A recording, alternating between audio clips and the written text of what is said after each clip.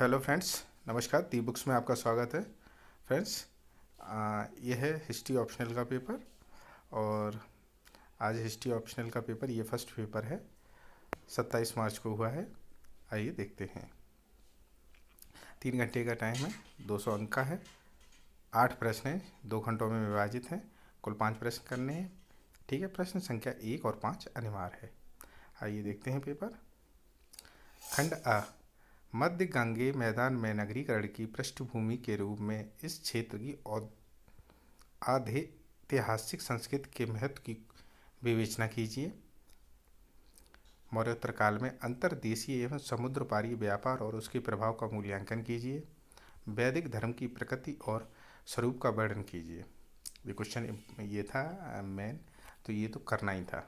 ठीक है, section A का first question. Question number 2, Magadh एक साम्राज्य के रूप में उत्थान में प्राक मौर्य वंश के राजाओं के योगदान की समीक्षात्मक विवेचना कीजिए। कृषि, पशुपालन, व्यापार और वाणिज्य के विशेष संदर्भ में हड़प्पा सभ्यता की अर्थव्यवस्था का वर्णन कीजिए। मौर्यकालीन लोक कला जन सामान्य की कलात्मक अभिवृद्धि का एक सशक्त माध्यम है, विवेचना कीजिए। क्वेश्चन नंबर 3, साम्राज्य विस्तार की दृष्टि से समुद्रगुप्त के सैन्य अभियानों का समीक्षात्मक विवेचना कीजिए।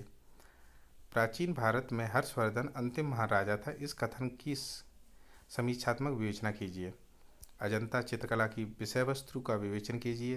तत्कालीन इतिहास पर वे क्या प्रभाव प्रकाश डालते हैं। क्वेश्चन नंबर 4, 6वीं शताब्दी ईसा पूर्व के धार्मिक आंदोलन ने आर्थिक प्रगति को तीव्र करने के साथ ही सामाजिक परिवर्तन का मार्ग भी प्रशस्त किया, विवेचन कीजिए।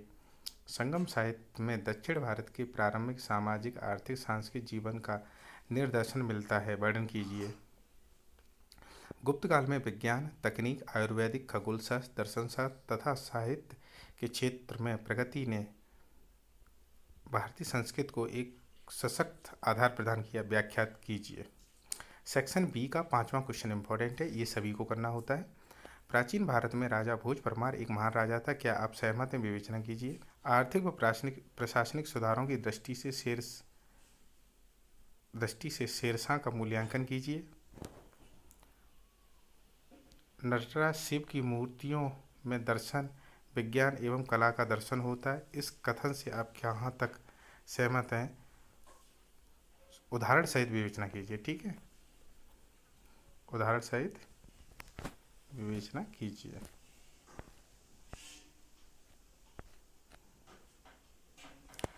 क्वेश्चन नंबर 6, तुर्की आक्रमण के समय उत्तर भारत की राजनीतिक स्थिति एवं भारतीय राजाओं के पराजय के कारक तत्वों का वर्णन कीजिए। लघु व कुटीर उद्योग के विकास की दृष्टि से दिल्ली सल्तनत का काल महत्वपूर्ण है, सप्रमाण विवेचन कीजिए। शंकराचार्य ने भारतीय धर्म और दर्शन को एक सशक्त आधार प्रदान किया, इस कथन का तथ्यात्मक विवेचन कीजिए। क्वेश्चन नंबर 7, एक योद्धा एवं प्रशासक के रूप में शिवाजी का मूल्यांकन कीजिए।